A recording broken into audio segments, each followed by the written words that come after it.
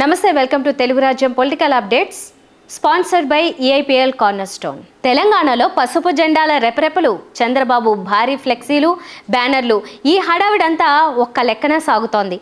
Chandrababu AP సీఎంగా తాజాగా 4వసారి ఎన్నికయ్యారు. ఆయన సీనియర్ మోస్ట్ పొలిటీషియన్. అంతేకాదు ఉమ్మడి ఏపీని ఆయన 9 ఏళ్ల పాటు నాన్ స్టాప్గా పాలించారు. టీడీపీ తెలంగాణ శాఖ కూడా ఉంది. అలాంటప్పుడు బాబు ఫ్లెక్సీలు ఉండకూడదా అంటే అక్కడే చర్చ సాగుతోంది.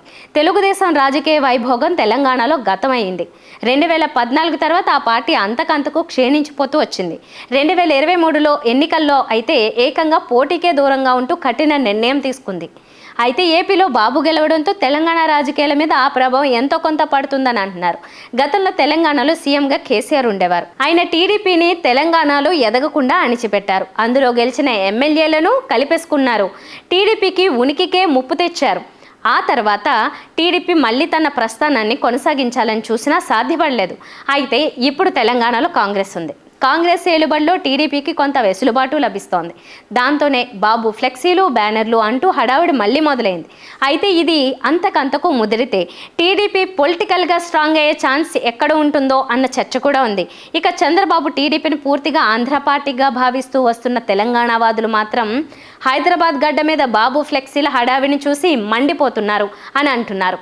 బాబు రాజకీయం, ఆయన చాణక్యం వంటి వాటి వల్ల ఆయనకు ఏమాత్రం స్కోప్ ఇచ్చినా ఇబ్బందే అవుతుందని చాలామంది భావిస్తున్నారు. మరోవైపు బాబు ఫ్లెక్సీలను పోలీసులు తీసి పక్కన పెట్టారు అన్న చర్చ కూడా సాగింది.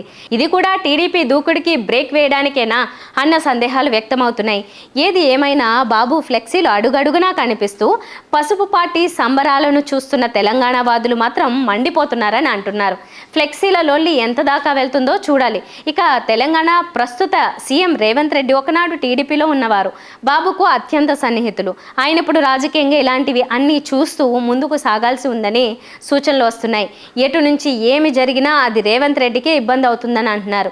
అంతేకాదు ఈ పరిణామాలను ఎమోషనల్గా మారితే బీఆర్ఎస్ అడ్వాంటేజ్గా తీసుకుంటుందని అంటున్న వారు ఉన్నారు. Please do subscribe to Telugu Rajyam channel. Please do subscribe to Telugu Rajyam channel.